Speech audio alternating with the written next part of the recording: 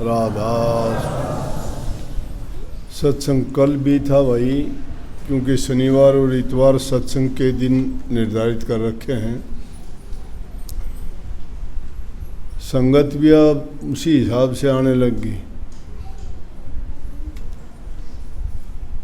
वाणी आपने सुनी सबसे पहले, सतगुरु आए दिया जग हेला, जागो रे मेरे प्यारे जागो।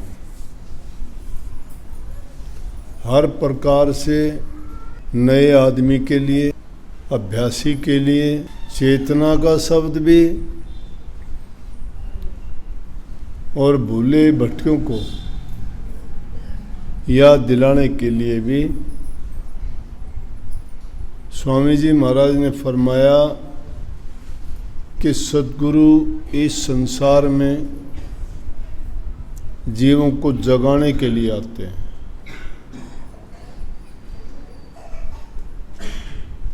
आप सोचते होंगे कि दिन के समय तो सब जागते हैं, रात के समय सोते हैं, लेकिन सतगुरु का जगाने का मतलब होता है चेत करवाना, होश में लाना, भूल को मिटाना।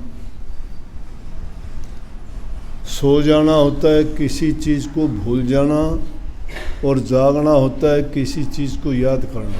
तो ये जीव भी इस दुनियादारी की तरफ से तो जागा हुआ है, लेकिन प्रभु की ओर से सोया पड़ा है,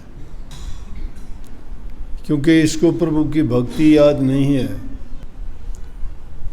जिसने इतना सुंदर शरीर दिया, इस 84 लाख के जन्म मरण के गेड़ से छुटवाने के लिए इंसान का अवसर दिया, और भाग्य से गुरु और सत्संग मिलाए, और फिर भी ये जीव नहीं जागता। तो सतगुरु ऐसे जीवों को, दुनियादारी के जो भरम में पड़े जीव हैं, उनको जगाने के लिए आते हैं। तो खुद जो दुनिया को जगाने के लिए आए थे, वही कह रहे हैं कि सतगुरु आए दिया जग हेला। हेला देते आवाज़ देने को। आवाज़ वो कोई ढिंडोरची नहीं है कि ढिंडोरा पीटते फिरें। संत आते हैं अपनी जगह पे आके, और अपनी जो उनकी सोच है, उनकी आध्यात्मिक शक्ति है, वो जीवों पर डालते हैं। और ज्यों-ज्यों जो अनुरागी जीव और जिनको चाहत है इस दुनिया से बच जाने की, काल से छूट जाने की, वो जीव उनके करीब आ जाते हैं और उनसे नाम की दीक्षा लेके अभ्यास करते हैं। तो इस प्रकार के जो जीव आ जाते हैं उनको कहते हैं, समझाते भी हैं कि अब दुनिया में परपंच फैला हुआ है। परपंच क्या फैला हुआ है? गुरुडम है। गुरुडम क्या है कि किसी को आना जाना कुछ नहीं। आना जाने का मतलब गुरु बन बैठे, गुरु ज्ञान नहीं है। गुरु का मतलब होता है कि जीवों के पाप कर्म छुटा के पुण्य कर्म में लगाना, प्रभु की भक्ति का रास्ता बता के, नाम की कमाई करा के उनके निज देश में भेजना। गुरुडम क्यों हुआ कि देखा देखी गुरु शिष्य बन जाते हैं। ज्ञान उन पे है नहीं। अगर किसी खाली कुएं के पास जाओगे तो नाम तो कुआं है, लेकिन उसमें पानी नहीं है, प्यास नहीं बुझेगी। जैसे नक्शे पर देखोगे ना, सारी चीज़ है अंकित उस पर। बड़े बड़े शहर अंकित हैं, बड़े बड़े सागर उसमें हैं, बड़े बड़े पहाड़, नदी, नाले, जो भी दुनिया की चीज़ हैं नक्शे पर हैं। वो अगर पूछना चाहे कि फलानी चीज़ कहाँ है, नक्शे पर उंगली रख के कह दोगे, लेकिन वो काम तो नहीं आती ना चीज़। काम तो वो चीज़ आती है जिसमें जाके तुम उसको देख लो, काम करो। अब वो गुरुडम क्या चल गया कि गुरुओं के पास ना ज्ञान है, ना बुद्धि है, ना समझ है, ना उन्होंने कुछ करनी की है। ज्ञान इस बात को भी ना मान लेना कि 10-5 कथा याद करके सुना दी, रामायण सुना दी, गीता सुना दी, भागवत को लेके बैठ गए, राजे महाराजाओं के किस्से सुना दिए, वो ज्ञान नहीं है। ज्ञान क्या है? ये तो ज्ञान संतों ने कही है, और ज्ञान सब ज्ञानडीर ब्रह्म ज्ञान सोई ज्ञान। ज्ञान होता है कि हमें ये भेद होना चाहिए कि हम कौन हैं,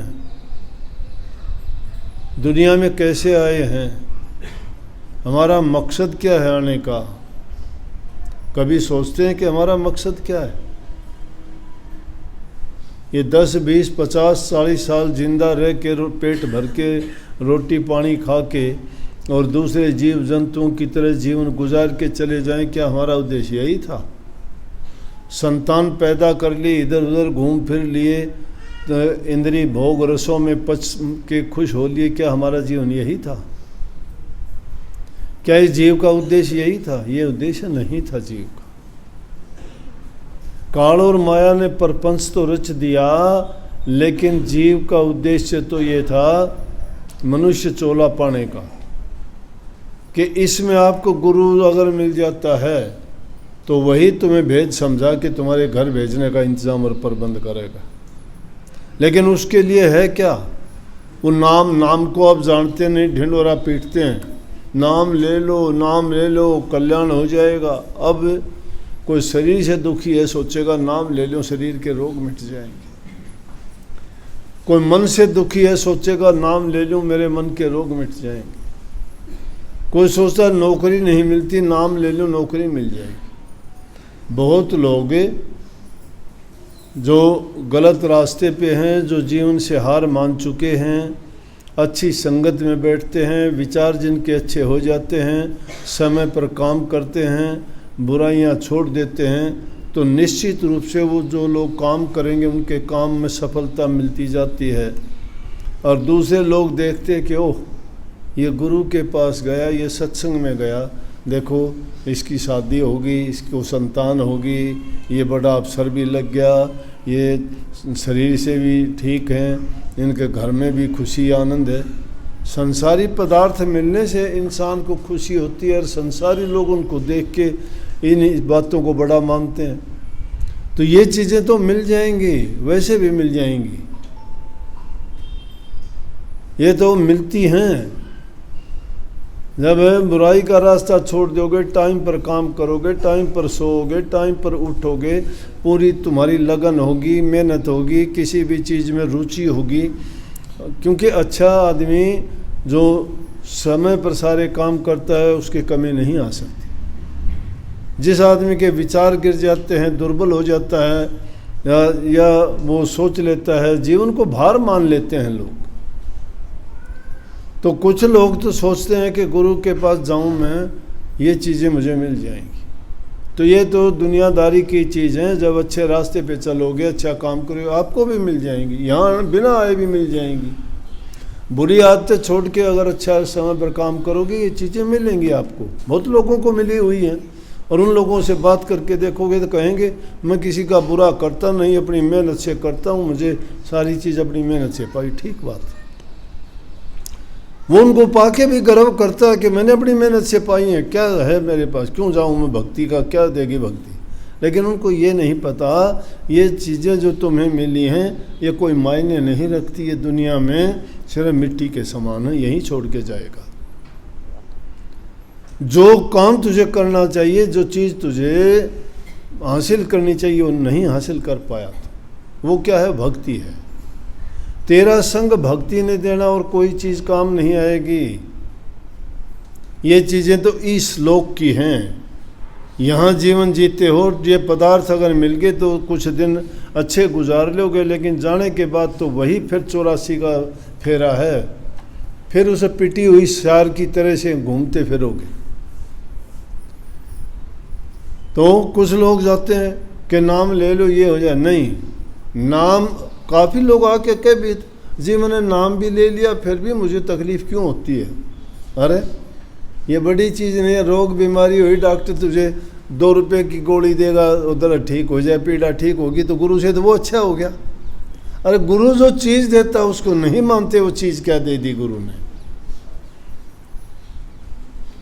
वो हाथ में रखने की चीज़ नहीं, वो पुड़िया बांध के देने की चीज़ नहीं, वो चीज़ ऐसी गुप्त है, वो गुप्त शक्ति है जो तुम्हारा कल्याण करती है, जो तुम्हारा यहाँ का संदेश वहाँ भेजती है प्रभु के पास। नाम लेते ही तुम्हारा नाम वहाँ अंकित हो जाता है कि हाँ इस जीव ने नाम ले लिया, लेकिन उसको निभाना और उस पर चलना वो बड़ी बात है। देखा देखी किताबों में पढ़ के कोई भी बोल देता है। अब इस वाणी में कितनी कमाल की बात आगे कही है कि सतगुरु आए दिया जग हेला, जागो रे मेरे प्यारे जागो, जागो, जागने का होश में आओ। और जो चीज़ सतगुरु तुम्हें देता है आवाज़ दे के, आवाज़ किस चीज़ की? सत्संग का उपदेश, ज्ञान, तुम्हारे हृदय की आँख खोलने के लिए। वो कहते हैं कि दुनियादारी के जो और परपंच हैं उनको त्याग के तुम गुरु के चरण में लगो, गुरु के पर दृढ़ विश्वास करो, उनकी खोज अगर करना चाहते हो तो अंतर में जाओ। अंतर में जाने का रास्ता ही, जो आंखें तुम्हारी बाहर देखती हैं ना, ये देखने का काम बाहर करती हैं, लेकिन अंदर भी देखने का काम करोगे तो यही चक्षु की दृष्टि बाहर से बंद करके अंतर की ओर मोड़ लो। गुरु स्वरूप तेरे घट में बसता, यहाँ नहीं। गुरु का मतलब उस शब्द से है, शब्द से मतलब परमात्म शक्ति से है। गुरु दे रूप में, जो गुरु प्रगट रूप में तुम्हें ज्ञान देता है, उस शब्द गुरु का ज्ञान देता है, वो नूरी गुरु का ज्ञान देता है। नूरी गुरु हम आध्यात्मिक भाषा में प्रभु को ही कहते हैं, उसको शब्द रूप भी कहते हैं, परमात्म रूप कहो उसको गुरु कहो, सदगुरु कहो, शब्द कहो। लोग उसको परमात्मा और ईश्वर, लेकिन दुनियादारी के लोग परमात्मा और ईश्वर तो देवताओं को ही मानते हैं, राम को मानते हैं, कृष्ण को मानते हैं। ये दिव्य पुरुष हुए हैं, ब्रह्म के अवतार हुए हैं, दिव्य शक्तियाँ और अलौकिक शक्तियाँ इनके पास थी। हमारे पूज्य हैं वो हर प्रकार से, लेकिन वो भी तो किसी की पूजा करते थे। संत उस जिसकी वो पूजा करते थे उसका भेद बताते हैं। वो किन की पूजा करते थे? जिसकी वो पूजा करते वो शब्द गुरु है। तो उसके लिए कहते हैं कि वो गुरु स्वरूप तेरे घट में बसता, झांको। कहाँ से झांकोगे? झांकने का द्वारा एक ये झांकी, आंखों की झांकी है। बाहर झांकते हो दुनिया दिखाई देती है, दुनिया दिखाई देती है, माया का खेल है।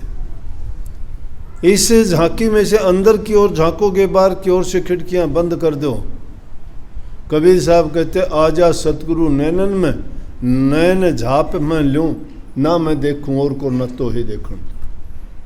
इस प्रकार से इतने स्वार्थी हो जाओ कि इस नैनों में सतगुरु को बंद करके उसको देखो। कैसे देखो? कि कहते हैं कि मैं, उसका अर्थ तो ये है कि मैं एक टकटकी लगा के ही देखता रहूं, दूसरे को तो कैसे रोक देगा? वो अपने में देखेंगे, तुम अपने में देखोगे। वो कहते हैं ना मैं खुद देखूं ना दूसरे को देखने जो आपको बंद कर लूँगा। लेकिन कही क्या, नैनन की कर कोठड़ी और पुतड़ी पिलंग बिछा, पलकों की चिक डाल कर प्रीतम को ले रिझा। उस प्रीतम को रिझाने के लिए इन पुतलियों को घुमा लो और ऊपर से जो तुम्हारी पलक है इनको बंद करके अंदर में जाओ।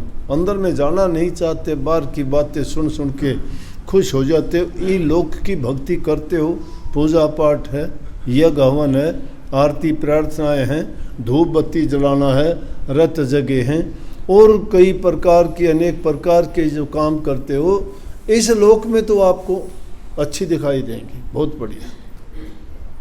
लेकिन संतों की लाइन है वो आत्म उन्नति के लिए, आत्म कल्याण के लिए। उसको आध्यात्मिक भक्ति, आध्यात्मिक रास्ता वो है उस रास्ते पे चले बिना इंसान का कल्याण और हित नहीं हो सकता। क्योंकि जब तक हम देह रूप में हैं, स्थूल देह में, स्थूल मन और माया इसको घेरती हैं। जब सूक्ष्म देह में चले जाते हैं तो सूक्ष्म मन और माया भी घेरती हैं। लेकिन जब पार ब्रह्म में चले जाते हैं तो ना स्थूल मन काम करता है, ना स्थूल माया वहाँ दखल दे सकती है, और सूक्ष्म मन माया भी नीचे ही पंगु होके रह जाते हैं, उसके पीछे भागने की कोशिश ही नहीं करते, क्योंकि वो बेहद है। हद से जो पार चला जाता है, आर और पार की लड़ाई है। ये दुनिया आर है और वो पार है। जिस प्रकार से तुम्हारी मंजिल दूसरी तरफ है, तुम वहाँ जाना चाहते हो, रास्ते में दरिया पड़ता है, दरिया से इस किनारे पर जब तक बैठे हो इस पार हो, लेकिन उस पार जाने के लिए तुम्हें चाहिए नाव, किश्ती। बिना उसके सहारे के नहीं जा सकते। इसलिए अनेक वाणियों में एक वाणी गाई गई है कि सतगुरु मेरी बेड़ी को पार लगाना, मेरी नैया मझधार में डूब रही है, इसको दूसरे किनारे पहुंचाना। आप नाम की जहाज लेके आए हो, उसे परले किनारे लगाना। वो परला किनारा क्या हो? पार है। इस दुनियादारी में जब तक रहते हो तब तक इस पार हो। इस पार काल का देश है, माया का देश है, और जब उससे पार चले जाते हो वो शब्द परमात्म देश है। और उस देश में जब हम पहुंच जाते हैं तो वहाँ ना राग है, ना द्वेष है, ना ईर्ष्या है, ना निंदा है, ना छोटा है, ना बड़ा है, ना कोई स्त्री है, ना कोई पुरुष है, सब एक, सब बराबर। वहाँ वो प्रभु की लीला है। उसी रूप में हम हैं। जिस प्रकार से बूंद जाके सागर में विलीन हो जाती है तो वो सागर भी एक बूंद की भांति है, वहाँ भिन्नता नहीं रहती। अब हम चाहते हैं बातों में खोजना। संतों ने वाणी कह दी, हम उनमें ढूंढते हैं या नकल करते हैं, इतनी हिम्मत करते नहीं कि अंदर में जाएं। अब क्यों कह दी कि मान मनी तज गुरु चरणन में। अब मान मनी को शायद समझने में भी आपको फर्क पड़ता होगा। मनी क्या है? मनी अंग्रेजी का शब्द नहीं है। मान अभिमान है। मान अपने आप को एक अंग्रेजी में कहो तो ईगो बोलते हैं, जिसको शब्द है ईगो। ईगो किस चीज़ को कहते हैं कि आदमी अपने आप में अहंकार मान लेता है कि मैं रूपवान हूँ, मैं ताकतवर हूँ, मैं पढ़ा लिखा हूँ, मैं डिग्रीधारी हूँ, या मैं ऊंचे पद वाला हूँ, मैं ऊंचे खानदान वाला हूँ, मैं ऊंची जाति वाला हूँ। ये क्या है? ये मान है। वो चाहता है ये छोटा है, ये मेरे से सलाम करेगा, ये गरीब है, ये मेरे से डरता है, ये कमज़ोर है, मैं बलवान हूँ। ये क्या है? ये मान है। तो कहता है ये मान, देह का मान, मन का मान, दुनियादारी की चीज़ों का मान और मनी। मनी क्या है? धन नहीं। मनी है मन की भावनाएं। मनी, मन में जो कल्पनाएं उठती हैं, जो भी मन काम करता है वो मनी है। मन से करने वाले काम मनी है। उन सब को गुरु के चरणों में त्याग दो। मान मनी तज, इनको एक तरफ घेर के कहाँ लगो? गुरु के चरण में। अब गुरु के चरण में तुम्हें मान है, मैं पढ़ा लिखा गुरु के चरण में कैसे जाऊं? गुरु अनपढ़। मैं इसलिए कहता हूं, मुझे भी हुआ था, ये बीती थी मेरे साथ। एक बार सत्संग करने गए लुधियाना, मैंने नाम नहीं लिया था, मौका मिला महाराजों के साथ जाने का, और लोग भी थे। कहने लगे बड़े मज़े होते हैं सत्संग में जाने से, आ जा चल। मन सोचा 2-3 दिन अच्छा घुमाई करके आएगा, तेरा पैसा टका लगना नहीं, मुफ्त में सैर करेगा, चल भाई। गया, जाके देखा वहाँ सत्संग। सत्संग में कहाँ रुचि थी, लेकिन कुएं का मेंढक बन गया, जा भी कहाँ सकता था। रस्से से बंधा हुआ सत्संगियाँ में रहना पड़ा वहाँ। तो जो वो कहें वो सुनना भी पड़ा। उनकी बातों में भी थोड़ा ये लग गया। वो तो अब गुरु भक्त तो गुरु की सारी महिमा गाएंगे, नाम की चर्चा, गुरु की महिमा, क्या हाँ फलाना संत ऐसा, गुरु ने ये सत्संग दिया, गुरु ने मन के भेद खोल दिए। ये बात सुनी तो थोड़ी थोड़ी दिमाग में गई, थोड़ी बहुत तो ना चाहते हुए भी गई। सुनना नहीं चाहता था तो भी सुननी पड़ी। किताब मिल रही थी, सस्ती सस्ती किताब। मैं किराया भाड़ा तेरा लग गया, कोई 2-4 रुपये किताबों में खर्च ले। मैंने 1-2 किताब ले ली सस्ती सी, देख के अब संतों की बात तो एक वचन भी मिल जाए तो भी बड़ा कीमती होता है, क्या सस्ता और क्या महंगा। मैं वो किताब लेके आगे वापसी में जब आए तो जब भाई गरीबी थी, गाड़ी गुड़ियों में नहीं थे, रेल में बैठ के आना था, रेलवे स्टेशन, रेल के आने में टाइम था, हम स्टेशन पे बैठे तो और तो सारे महाराजियों के पास बैठे, क्योंकि सत्संगी तो ये चाहेगा जितना सानिध्य गुरु का मिल जाए, उनके संग बैठने का, उनसे बात करने का, उनका दीदार करने का। बहुत भाग्य वाला आदमी होता है। अब जानता हूँ ये बात तो जब कहाँ पता था, जब तो मुंह फेर के चला करता, क्यों मान था और मनी का गुलाम था। तो वो तो एक तरफ बैठे, सारे के सारे मैं अलग जाके बैठा। रेलवे स्टेशन में खंबा होता है, उसे चबूतरा सा बना दिया करें गोल, मैं उस पर एक तरफ बैठ के ना किताब लेके यूँ पढ़ने लग गया। मन था या ना था, लेकिन उसको पढ़ने लग गया। इतनी देर में महाराज जी उन सबको छोड़ के मेरे पास आके ने मैं बैठा था, मैं भी खड़ा हो लिया देख के। बोला क्या देखे है? बोला किताब देखो। बोला तेरी समझ में या को नहीं आओगी। बड़ा गुस्सा आया भाई मन में, आग बबूढ़ा होगा भीतर तो बोलिया तो कुछ को नहीं, लेकिन महा वाह आप तो मैं अनपढ़ से खुद एक अक्षर को नहीं जानता, मैं वहाँ 14-15 साल पढ़ा सूँ, मन ने वो तेरी समझ में क्या समझ में। मैं उसे विद्या को क्या मानता था जब तक वो ज्ञान मानता था, उस शब्दों को जो लिख पढ़ सकते हो उसको ज्ञान मानता था मैं। लेकिन ये नहीं पता कि संत तो पराविद्या के धनी होते हैं, ये क्या मायने रखते हैं। बड़ा मन में अहंकार होया, आ गया चुपचाप। फिर भी मेरे बात जिंदा रही मन में, अब तक वो जिंदा ही है, अब के मरी थोड़ी है।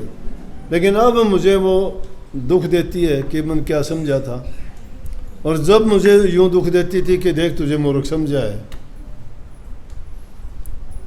तो बोली बात। जब नाम लिया, नाम का भेद मिला, अभ्यास किया थोड़ा बहुत, हो वहाँ बहुत भारी गलती होगी। समझ में आया गुरु क्या होता है, थोड़ा थोड़ा ध्यान आया, पता लगा कि गलती करने से क्षमा मांगनी पड़ती है, क्षमा मांगने से इंसान तौबा अगर कर ले कसूर माफ हो जाते हैं। और गुरु से तो गुरु के दिल में कोई वो नहीं होता, वो शिष्य को माफ़ कर ही देते हैं। गुरु किसी के प्रति ईर्ष्या द्वेष भाव नहीं रखते। लेकिन ये हम संसारी आदमी, हमारे दिलों में ये विचार उठते रहते हैं। एक दिन मौका मिला, क्योंकि मौका तो यूँ मिला कि फिर उसके बाद तो मेरा टाइम ऐसा हो गया कि 24 घंटे पढ़ाई के या बाहर जाने का काम छोड़ के फिर तो यहीं रहता था, पास में ही रहता था। उठना बैठना सोना जागना पास में। फिर एक दिन मैंने पैर पकड़ के और कहने लगा जी माफ़ी करो। बोला क्या माफ़ी, क्या कर दिया? मैं बोला जी माफ़ी की बात यह है, ये भी मैंने सत्संग से सुनी बात, इसलिए आया ख्याल कि जी बहुत बड़ी गलती होगी मेरे से। मैंने ये बात सोची, मैंने वो कहानी बताई, हंसने लग गए। और ये माफ़ी की बात के सुनिए, मैंने लंबी बात चल जाएगी, मैं नहीं कहना। तो इसी बात से वो बात मुझे आज भी याद आती है। तो इसलिए इंसान से मान मनी तजा नहीं जाता।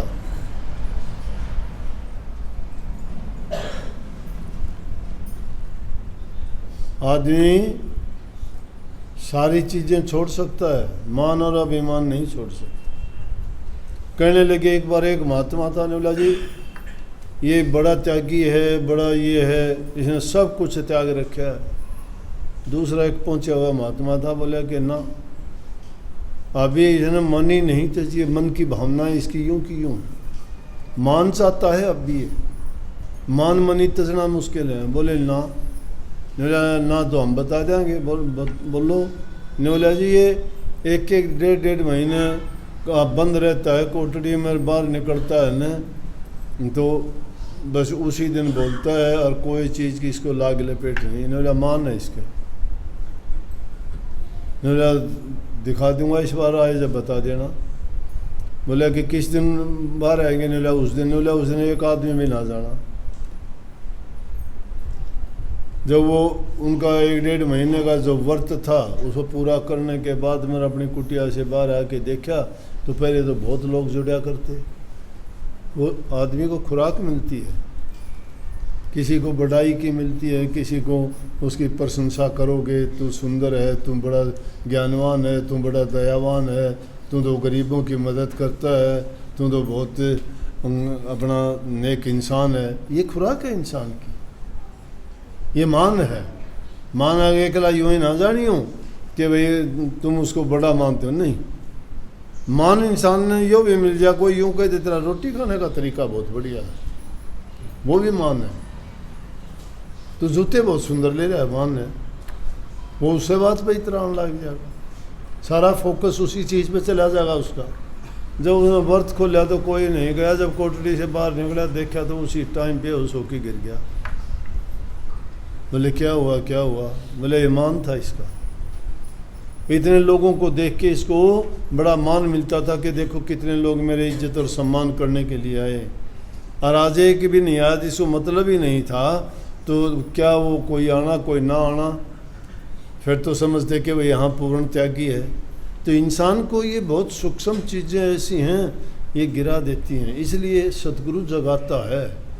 इसलिए सत्संग एक नहीं, जो बात कल कही थी उसी बात का आज दूसरा मतलब निकल आएगा, और वो बात तीसरे दिन उसका और मतलब निकल आएगा। बात इतनी सी में ख़त्म नहीं हो जाती एक कहने से ही, उसकी गहराई तक जब तक नहीं जाते तब तक उसका जो सार है, जो उसका लाभ है, वो हमें नहीं मिल पाता।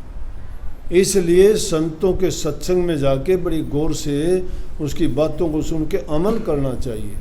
स्वामी जी महाराज ने ऐसे ही नहीं लिखा, वो कहते हैं दरस करे बचन पुनि सुने, सुन सुन के गुणे, गुण गुण के काढ़ ले सार, काढ़ सार तिस करे आहार, कर आहार पुष्ट होया भाई, जग भय भव सब गई नसाई। बहुत बहुत सबको आशीर्वाद।